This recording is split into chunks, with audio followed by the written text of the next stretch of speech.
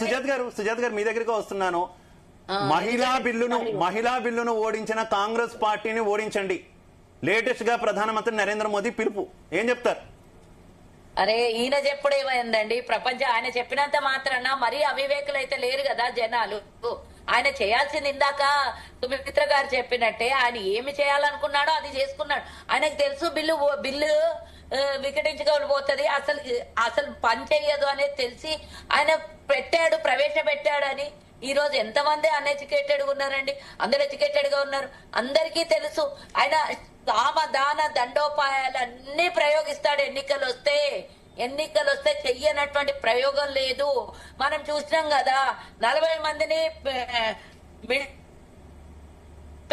పాపం మూట కట్టుకున్నటువంటి ప్రధానమంత్రి ప్రతి ఎన్నికలకు ఏదో ఒక రకమైన స్టంట్ వేస్తాడు.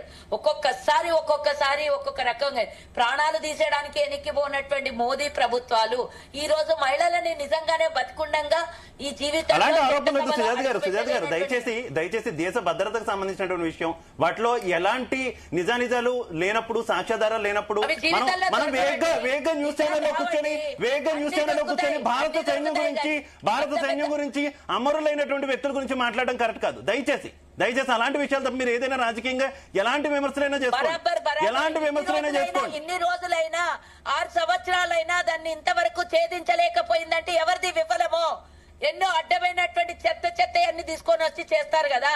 ఇన్ని రోజులైంది చనిపోయినటువంటి దగ్గరికి ఎలా వచ్చింది అంత పెద్ద మందు పాత్ర? ఎలా వచ్చింది, ఎలా చనిపోయారు అనేది కనీసం ప్రభుత్వానికి తెలియకుండా జరుగుద్దండి. ఇంత పెద్దది ఎంతో మంది చెప్పిండ్రు. ఆల్రెడీ కాశ్మీర్ గవర్నర్ చెప్పిండు, మీకు గుర్తుందో లేదో, అన్ని జరిగే తెలిసే చేసిండ్రు, అన్ని చేసిండ్రు అని చెప్పి. అంటే యూపీఏ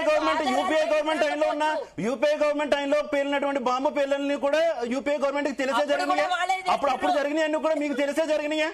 అప్పుడు జరిగిన బాంబు పేలులన్నీ, హైదరాబాద్ లో జరిగిన బాంబు పేలులు కావచ్చు, ముంబైలో జరిగిన పేలులు కావచ్చు, అన్ని మీకు తెలిసి జరిగినవేనా?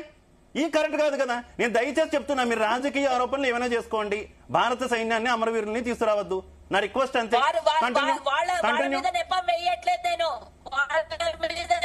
వేయట్లేదు. అంత పెద్ద దుర్ఘటన జరిగితే ప్రభుత్వం ఎందుకు పట్టించుకోకుండా ఇప్పటి వరకు 6 సంవత్సరాలు 7 సంవత్సరాలు దాటిపోయినా దాన్ని ఛేదించలేకపోయింది? మీరు అంటున్నారు కదా కాంగ్రెస్ ఆయనలో జరిగినటువంటి పేలుళ్ల గురించి. అందులో కూడా ప్రజ్ఞా సింగ్ ఠాకూర్ బాంబేలో జరిగినటువంటి పేలుళ్లో బీజేపీ ఎంపీ ఉందా లేదా? ఆమె కేసు ఈ మధ్యనే కొట్టేసిర్రా లేదా నాకు చెప్పండి. ఆమెకేం సంబంధం లేదని అక్కడ దొరికినటువంటి న్యాయమూర్తులు కొట్టేసిన కేసులు మేము మనం మాట్లాడకూడదు. కాళోజీ సుజాత గారు, దయచేసి కోర్టులో కొట్టేసినటువంటి అంశాలు కావచ్చు, కోర్టులో కొట్టేసినటువంటి అంశాల మీద మనం ఆరోపణలు చేయొద్దు. మీకు ఆ తీర్పుతో విభేదిస్తే ఓకే, తీర్పుతో విభేదించవచ్చు, కానీ కోర్టులో కొట్టేసినటువంటి తీర్పుల మీద దయచేసి మీరు ఆరోపణలు చేయొద్దు. మాట్లాడాలి. Continue please. కొట్టేపించుకున్నారా లేదా? గుజరాత్ లో జరిగినటువంటి అల్లర్లు అంత జరిగితే అంత మందిని ఊచకోత కోసి చంపేస్తే కూడా ఏమీ లేకుండా క్లీన్ చిట్తో బయటికి వెళ్ళింది కదా. ఇవన్నీ వాళ్ళకన్నీ వీళ్ళు ఏం కావాలంటే అది చేసుకుంటారు. దాంట్లో ఎలాంటి సంశయం లేదు.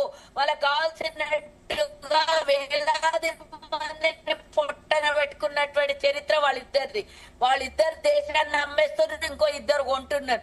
దీంట్లో ఎలాంటి సంకోచం లేదు. మనం డిబేట్లలో మాట్లాడాలి. ఇవి మాట్లాడకపోతే జనాలకు తెలియదు వీళ్ళు చేస్తున్నటువంటి మోసం. ఈ రోజు మహిళలకు జరిగినటువంటి అన్యాయము ఇందాక సుమిత్ర గారు చెప్పినట్టు ఇంకా జీవితాంతం పశ్చాత్తాపడాలి అనంటే జీవితాంతం మీకు బిల్లు రాదు. మీ సాగు మీరు ఇట్లానే చావండి.